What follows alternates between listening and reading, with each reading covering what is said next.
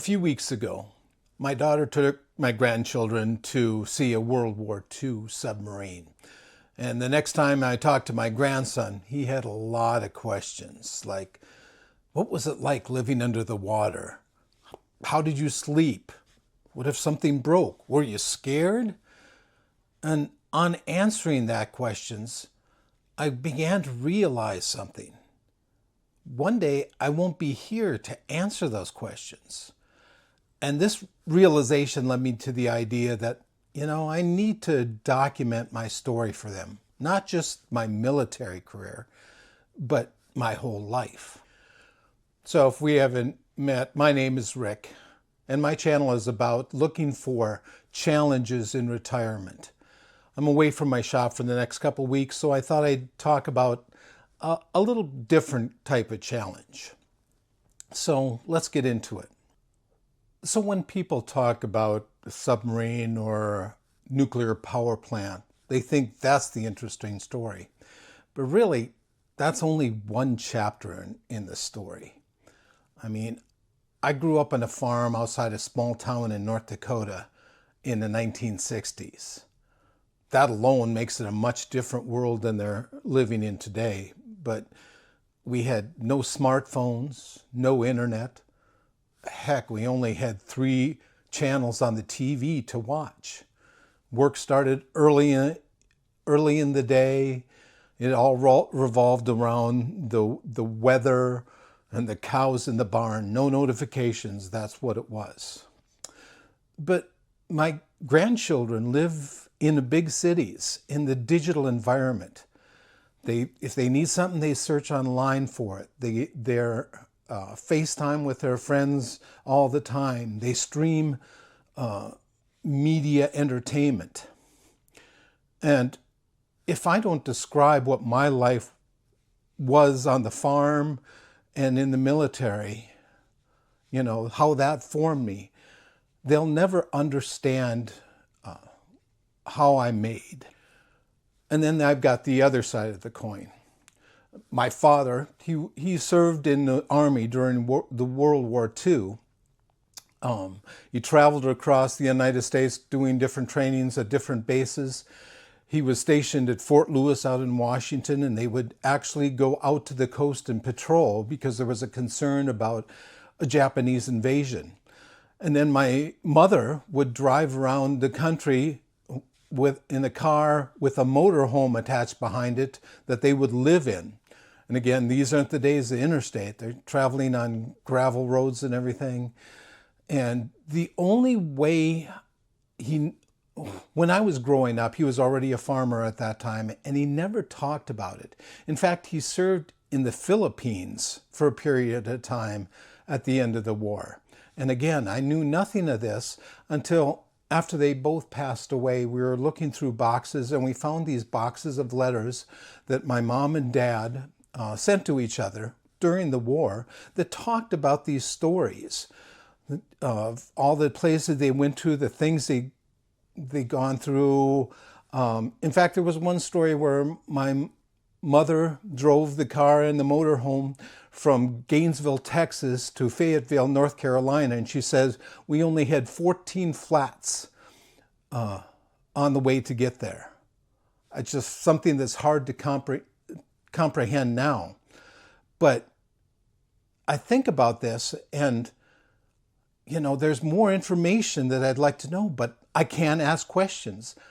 I can't hear his voice telling the story, to clarify what he meant.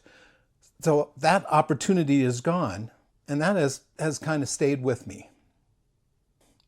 Now, here I am in the middle. My grandchildren on one side asking me questions, my father on the other side not being able to answer the questions I have.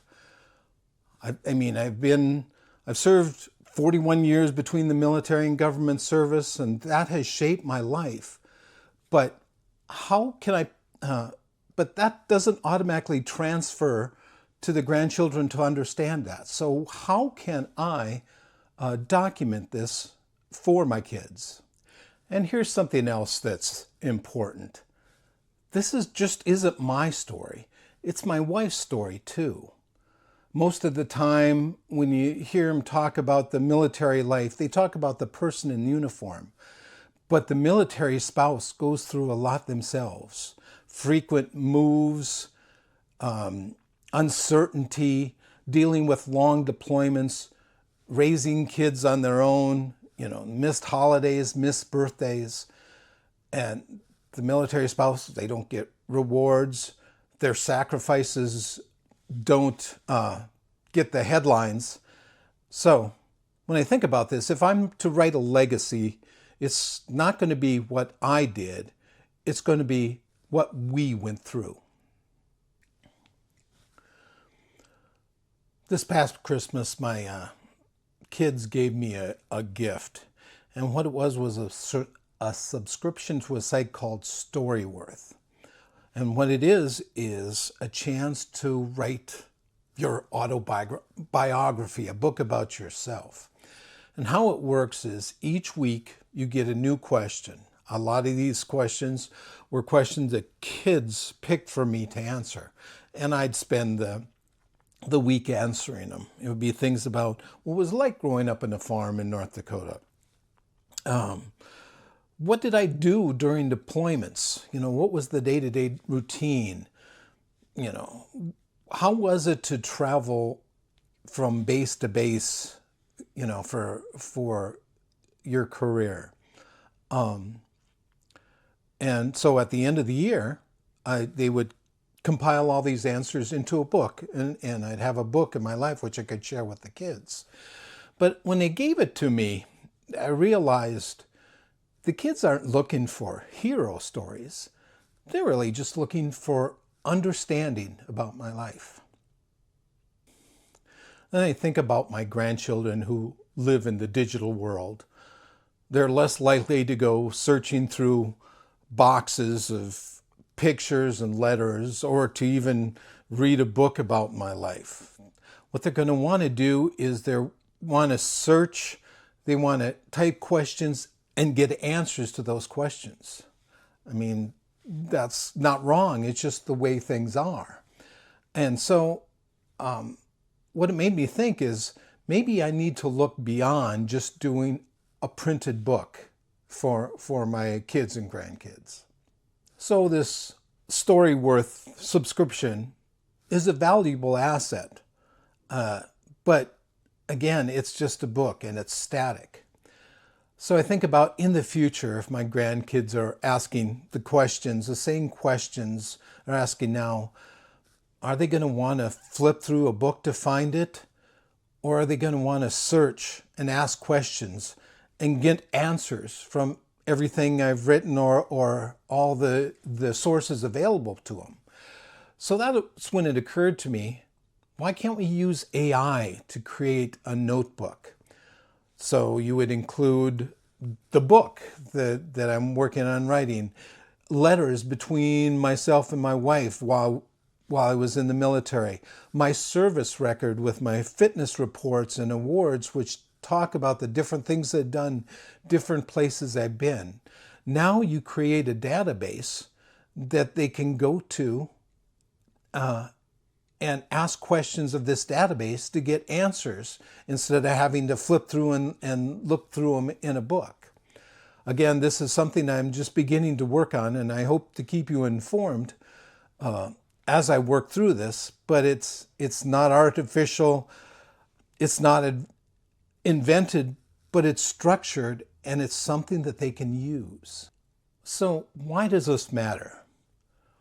Well, I think of a lot of veterans today, when asked to write their story, they would say it's not worth writing down. Their life was just ordinary. But think back on your history. I mean, for me, growing up in a farm in North Dakota in the 1960s, that's not ordinary anymore. Serving on a submarine, that's definitely not ordinary. Being on a deployment overseas for a year at a time, not ordinary. The life of a military spouse, definitely not ordinary. So what I'm trying to get at is that what may seem ordinary to you may be history to someone else for your kids. Retirement isn't just about slowing down. It can also be about preserving. I mean, we've spent our time executing, but now we can reflect and document these stories of our life. We can bridge the gap between the analog and the digital generation. So this is maybe the first time in our lives where we've had the perspective, the time, and the tools to actually do this documentation. So my grandchildren are asking questions. My father's answers are mostly gone. And my children are asking me to write a book about my life. And now I'm sitting here with a chance with technology, being able to answer these questions and make them accessible long after I'm gone. What this is not about writing a bestseller, but it's about making sure that the story doesn't become fragments as they're looking back through and wanting answers. It's not about my service or my career, but about my whole life. So, what stories are you carrying? And who will explain them once you are gone? So, if you're in the same type of situation, like this video and subscribe, maybe pass it on to someone else who is also thinking about this. And again, my name's Rick. Thanks for spending time with me. Take care, and I'll see you in the next video.